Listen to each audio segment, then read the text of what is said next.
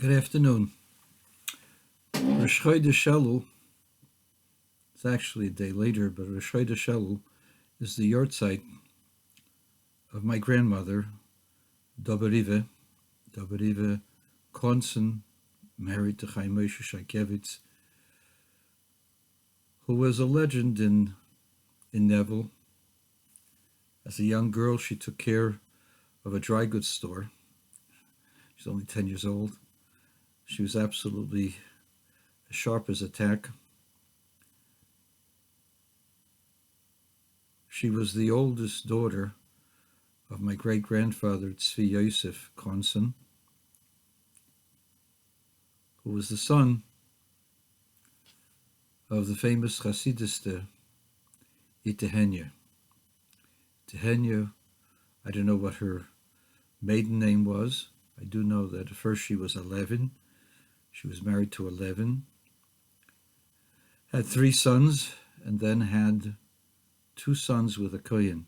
An alman, as you know, widows permitted to a kohen, and she had 2 sons from the kohen. His name was Konson, Vital Konson, and all of the 11 families that the Chabad Chassidim are familiar with, including the storybook Chassid Rabbi Yisrael Levin of Neville,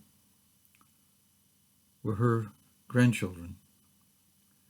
And of course now they're great-grandchildren, great-great-great-great-grandchildren, almost all of them Chassidim. Eliyah Hanovey collected money for her family. She had no other source of income. Her husbands had died. She had 5 mouths to feed besides herself. The Chassidim had compassion for her, and they got her the right, the privilege to sell tobacco. And only one person in the city had the right to sell tobacco. So they figured people liked pipes, people liked cigarettes, cigars, and she would be able to make a profit and be able to support her family without any problems. This went on for several months, and then a half year later, she's back on the streets collecting money. And they asked her, Eliyah Hanovey, what happened to the right to sell tobacco? So she said, I gave it to that other lady. He says, why? Because that lady is a widow with orphans. So they said, but you also are a widow with orphans. Yes, she said, but that lady has six orphans.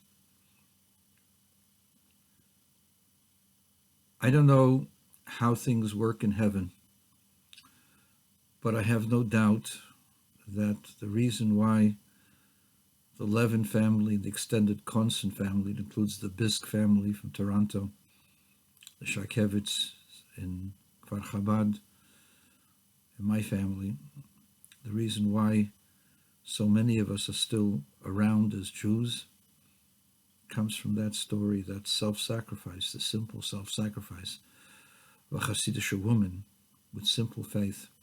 She had 5 orphans. She could have lived an easy life, but she gave it away because the other one had 6. It was very simple. So simple that she took care of God's children. God took care of her children.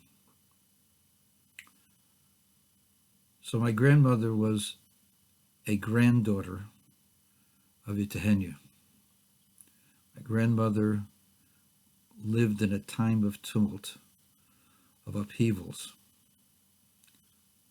The Bolsheviks took over, and she had to build a family under the communists. Now, I was told by my mother they had like about between 5 and 10 acres of land, several hectares. I don't know, a hectare I believe is a little bit over 2 acres. So it was a considerable amount of land, maybe up to 10, 15 acres. And they had woods. They had trees that gave fruits, which my grandmother would pick and can. They had a vegetable garden. They had a cow that gave milk.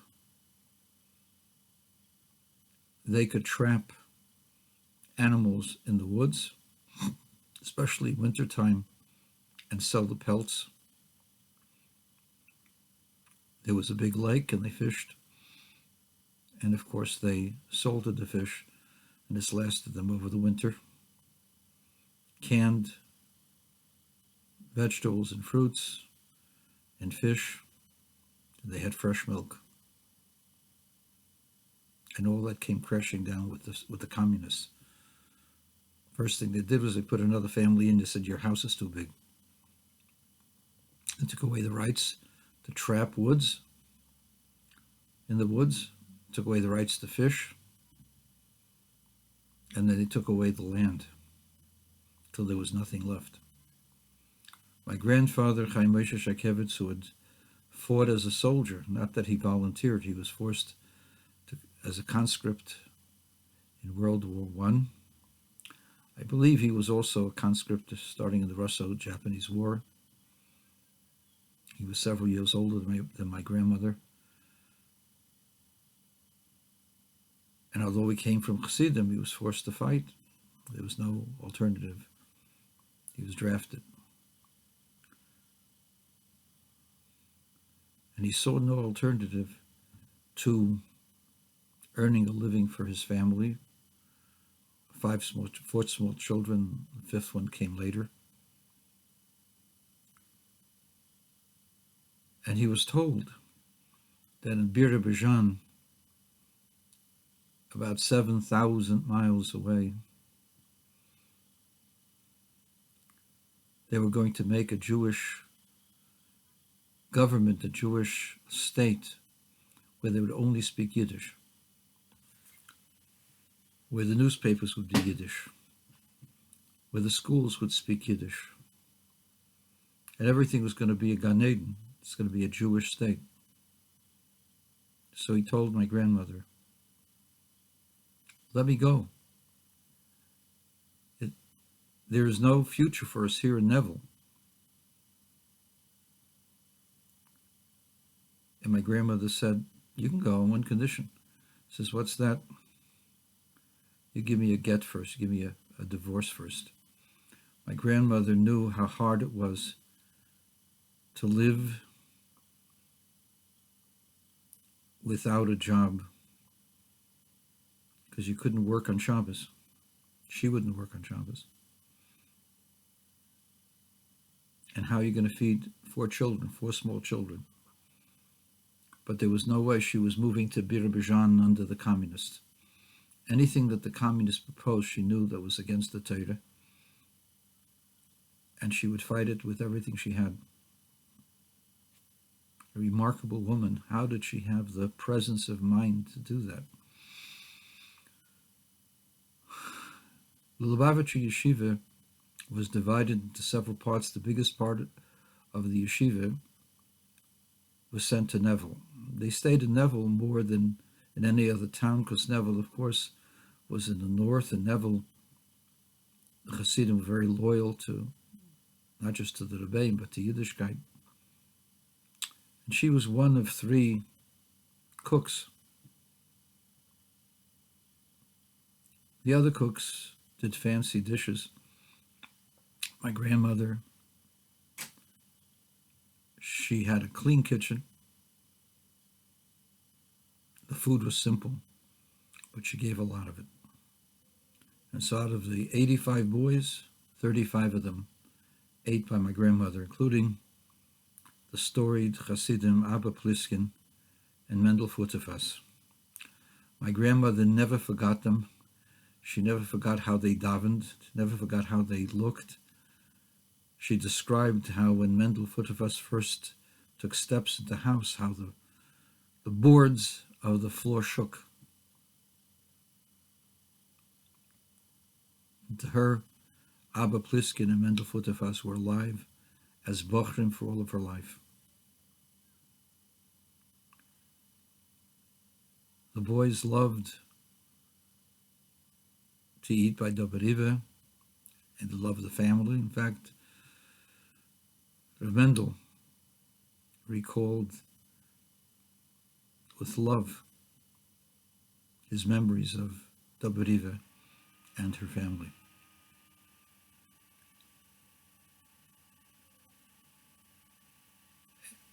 They had to move from Neville in 1937,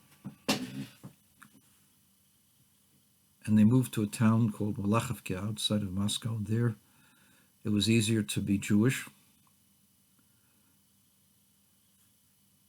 But when the Germans approached in 1941, my Zeder Chaim Moshe understood the danger, knew of the danger of the Russians, and the neighbors assured him that they would protect him. They liked him, especially the fact that he was a soldier. He was a very straightforward guy. They told him, "Don't sell. We'll protect you." And he didn't want, because he knew that the Germans coming meant the death of Jews. He didn't want to take a risk with his family. By that time, he had 5 children. He was told that you can move to Tashkent, and in Tashkent, you can be Jews. There's not that much persecution by the NKVD, the secret police. And he was asked by his father-in-law, Hirscher Yosha Konsen, to bring a Sefer Torah. He brought a Sefer Torah that had been in the family of the Shaikevitzes for a long time,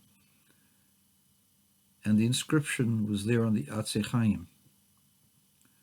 That Sefer Torah was used in a secret minyan in Tashkent all the way through the war and later.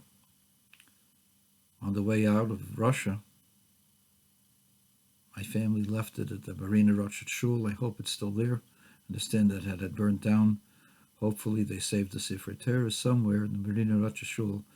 If the Sefer Torah survived, there is a Sefer Torah from my great-grandparents, great-great-grandparents that are there with a name on it. Probably dedicated by my great-grandfather Eliyah Shaikevitz.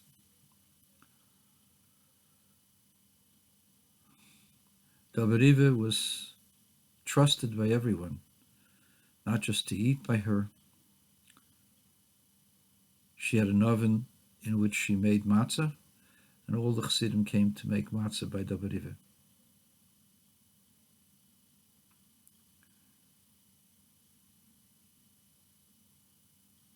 When the war ended, my mother married. She left with my father. My father was for Polish citizens. Doba Reva with Beryl and Chenya, those were the 2 that were with her, the 2 children that were with her. They decided that they were going to go with the Chassidim through Lemberg, through Lvov, and go to the side of freedom. And they put their lives in danger. Beryl and Henya went ahead of her. My grandmother gave up her seat. They went by lottery. She gave up her seat to her sister, Shana, because Shana had young children. The young children needed to learn Torah, and she wanted that they should get an education. She already had older children. The older children were already from.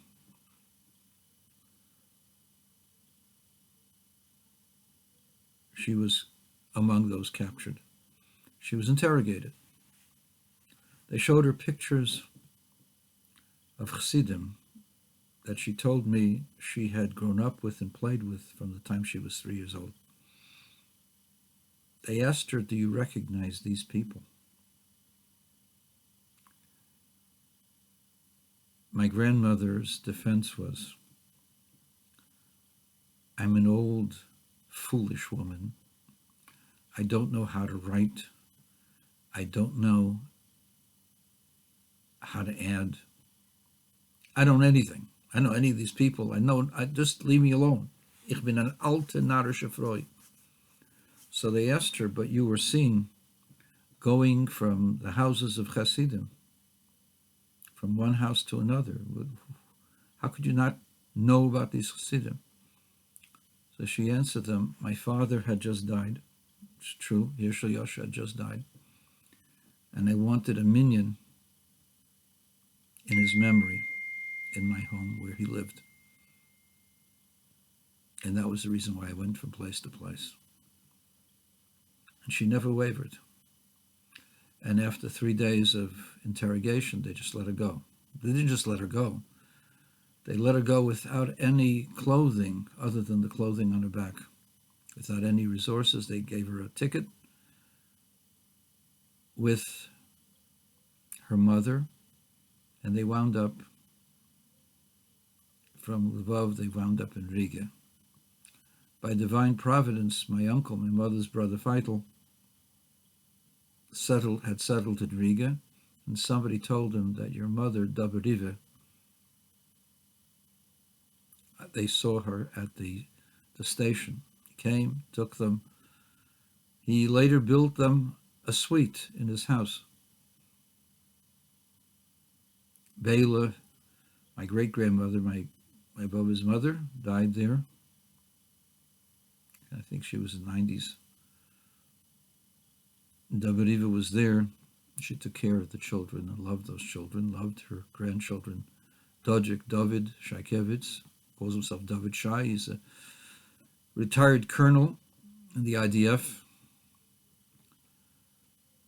And Bella also calls herself Yafa Levi, rather.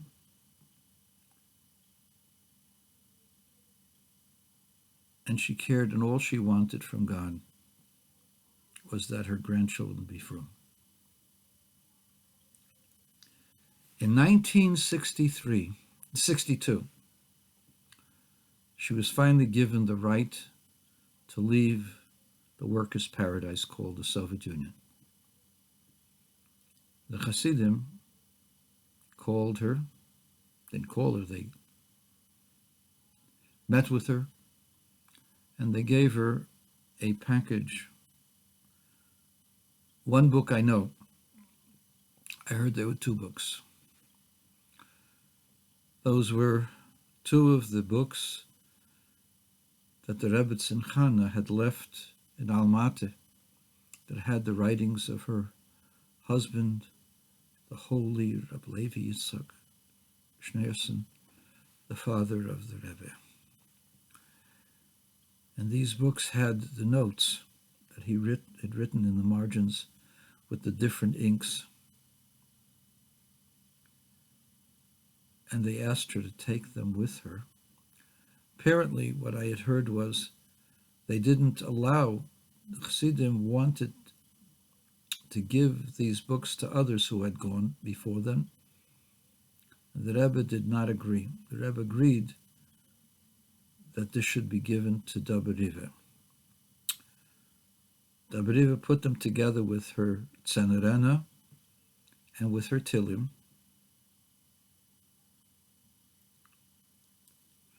And one of the Sfarim we know for sure was the Tanya.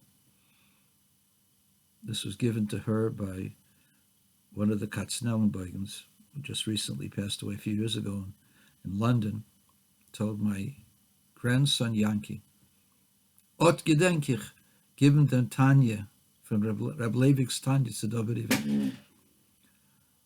I remember like yesterday, I gave Reb Levi Yitzchak's Tanya to Doba Reva. I heard there was a second sefer. I'm not sure what it was. But whatever it was, the Sfarim came with her. As she was going through the customs, through the line, they examined her luggage to make sure she wasn't taking any gold, any valuables that belonged to the state. When it came to the books, they noticed that Tzenerena, Tilim, and they looked through the Tanya, Rav Leibig. And they asked her, "What's this?" He says, "This is the book that I learned from. And this is my Zanarena, and this is my this, and this is that I learned from. I learn from this from time to time." And the customs agent said, "You can't get any of these things where you're going." She was going to Israel. And she didn't say anything. She did not react, knowing that if she reacted, then for sure they'd confiscate it. Right behind her, suddenly, came an officer, tall officer, with a chest full of medals. And he asked them, "What are you looking at?" And the official was overwhelmed by an official-looking guy with a chest full of medals. And he says, she has documenten.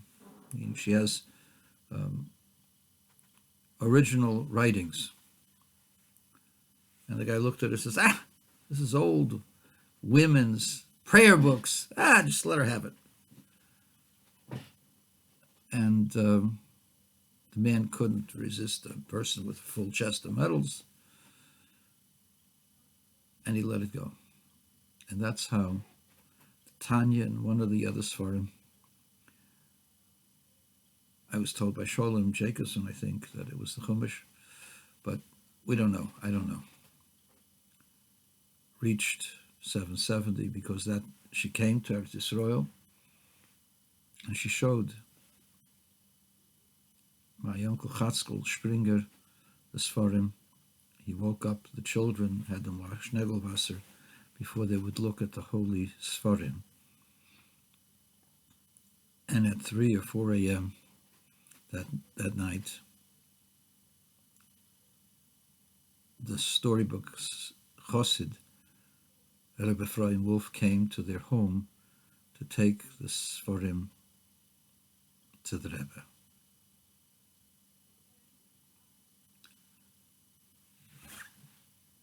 The Rebbe chose Doba Reva to take the Sfarim and not other Chassidim because I believe Doba Reva was extremely level-headed. She had seen it all. She was never overwhelmed. Had she reacted, they would have known there's something there. And that's why the Sfarim could be gotten over the border. Who was that mystery man, the chest full of medals, that came at that moment to save and rescue the Sfarim of Rav Leibig? Maybe it was a Chassid. Unlikely that a Chassid could get a uniform with a chest full of medals.